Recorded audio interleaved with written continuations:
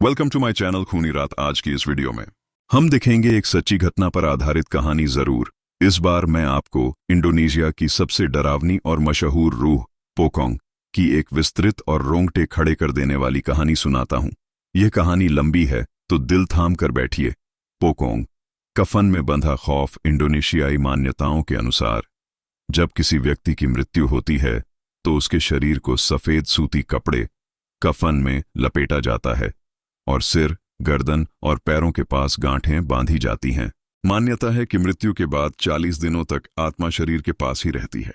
40वें दिन इन गांठों को खोलना जरूरी होता है ताकि आत्मा शरीर से मुक्त हो सके।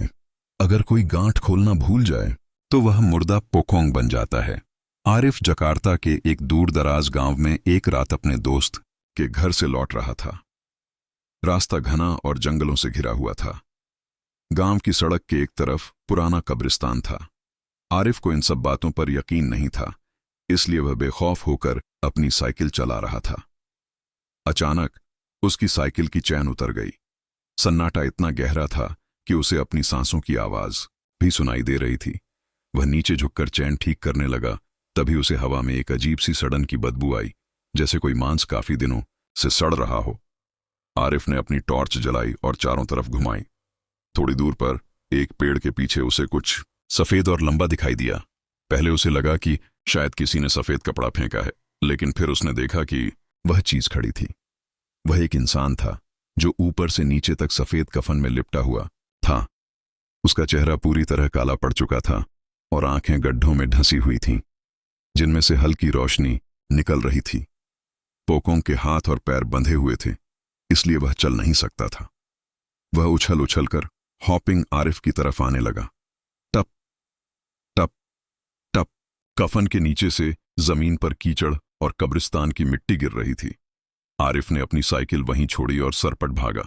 उसने पीछे मुड़कर देखा तो वह पोकोंग जमीन पर रेंग नहीं रहा था, बल्कि हवा में तैरते हुए और उछलते हुए अविश्वसनीय रफ्तार से उसका पीछा कर रहा था। भागते भागते आरिफ एक पुरानी मस्जिद के पास पहुंचा। उसे याद आया कि बड़े बुजुर्ग कहते थे कि पोकोंग से बचने के लिए जमीन पर लेट जाना चाहिए, क्योंकि वह नीचे झुक नहीं सकता। लेकिन आरिफ इतना डरा हुआ था कि वह पास के एक घर के दरवाजे को पीटने लगा। जैसे ही दरवाजा खुला, आरिफ अंदर गिरा। उसने पीछे मुड़कर देखा तो पोकोंग ठीक दरवाजे की चौखट पर खड़ा था। उसका सड़ा हुआ चेहरा आरिफ के चेहरे के बिल्कुल करीब था। वह कुछ कहना चाहता था, उसकी सूखी हुई जीभ बाहर निकल रही थी। तभी गांव के मौलवी ने जोर से दुआ पढ़ी और वह पोकोंग धुएं की तरह गायब हो गया। अगले दिन जब गांव वाले कब्रिस्तान गए तो उन्होंने देखा कि एक नई कब्र की मिट्टी ऊपर से हटी हुई थी। वह कब्र उसी व्यक्ति की थी जिसकी अंत्येष्टि 2 दिन पहले हुई थी। जब खुदाई की गई तो देखा गया कि उस व्यक्ति के सिर की गांठ अभी भी बंधी हुई थी। आरिफ को समझ आ गया कि वह रूह अपनी मुक्ति के लिए उसके पास आई थी, न कि उसे मारने।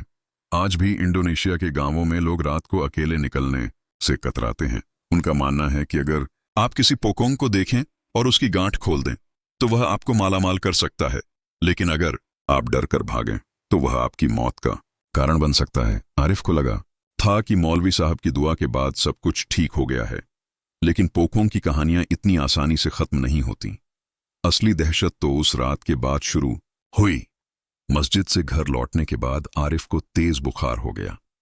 वह जब भी आंखें बंद करता उसे वही काला सड़ा हुआ चेहरा और सफेद कफन दिखाई देता।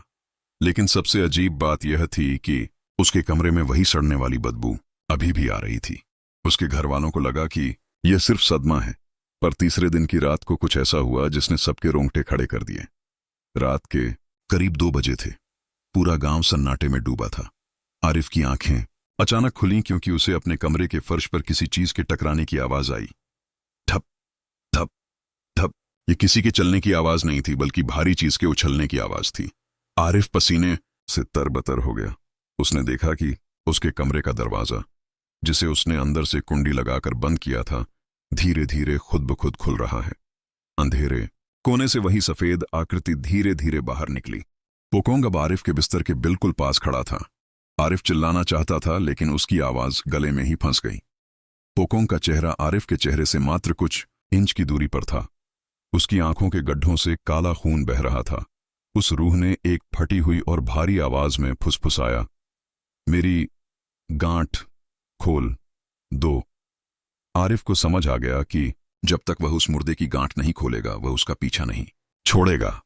आरिफ कांपते पैरों से खड़ा हुआ। आधी रात को हाथ में फावड़ा लेकर वह उसी कब्रिस्तान की तरफ बढ़ा जहां से यह सब शुरू हुआ था। कब्रिस्तान पहुंचकर उसने उस ताजा कब्र को खोदना शुरू किया। जैसे जैसे वह गहराई में जा रहा था, बदबू असहनीय होती जा रही थी। आखिर में उसका फावड़ा लकड़ी के ताबूत से टकराया। कांपते हाथों से आरिफ ने ताबूत का ढक्कन खोला। जैसे ही उसने गांठ को ढीला किया, पूरे कब्रिस्तान में एक भयानक चीख गूंज उठी। जैसे ही आखिरी गांठ खुली, पोकोंग का शरीर अचानक राख में बदल गया और एक तेज ठंडी हवा का झोंका आरिफ के पास से गुजरा। आरिफ बेहोश होकर वहीं गिर पड़ा। अगली सुबह गांव वालों ने उसे कब्र के पास पाया। आरिफ बच तो गया, लेकिन उसके हाथों पर काले निशान पड़ गए थे। वे निशान उसी कफन को छूने की वजह से हुए थे। इंडोनेशिया में आज भी यह माना जाता है, अगर आप कभी रात को अकेले हों और आपको धप धप की आवाज सुनाई दे तो पीछे मुड़कर मत देखना। हो सकता है कोई पोकोंग अपनी गांठ खुलवाने के लिए आपके पीछे खड़ा हो, और अगर आपने उसकी मदद नहीं की तो वह आपके सपनों से लेकर आपकी हकीकत तक हर जगह आपका पीछा करेगा।